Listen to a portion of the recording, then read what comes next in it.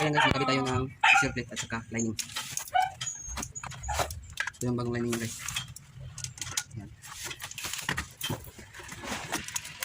Ito yung pressure plate niya. Ayan.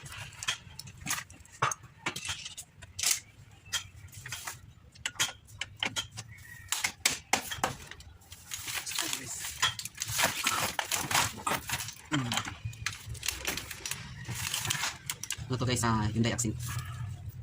Ang ano nito, ang sira nito ay matigas sa pakan yung clutch pedal niya. So nakapalit na sila ng dalawa. At wala pa rin.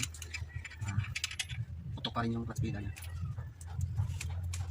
So ayan, nakadesisyon na tanggalin yung ganito, sure. So tinukad natin yan.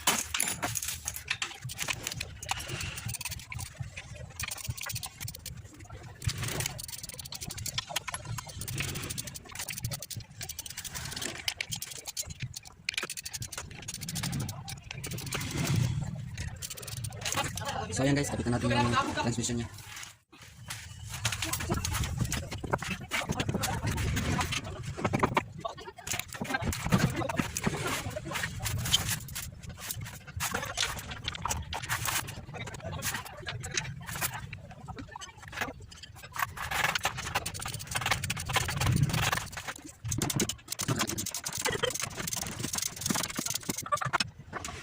So ayan, okay na, kapit na.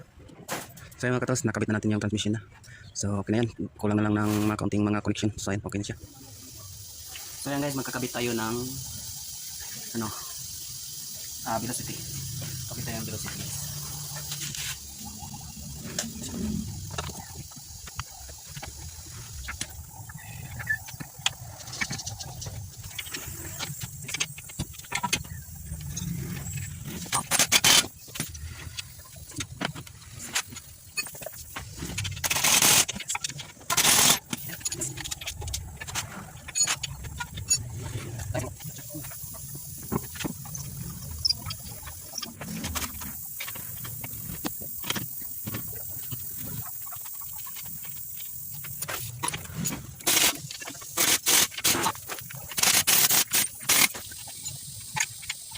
So yan mga katos, okay na siya, nakabit ko na yung transmission niya, at nakabit ko na yung ano niya, velocity, yung axle.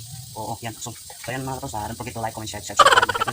So yan mga katos, hanggang dito na lang yung video natin. So I hope na meron kayong natutunan kung paano ikabit. So don't forget to like, share, comment, at subscribe mga katos sa Mechanic Channel. At hanggang dito na lang, bye bye.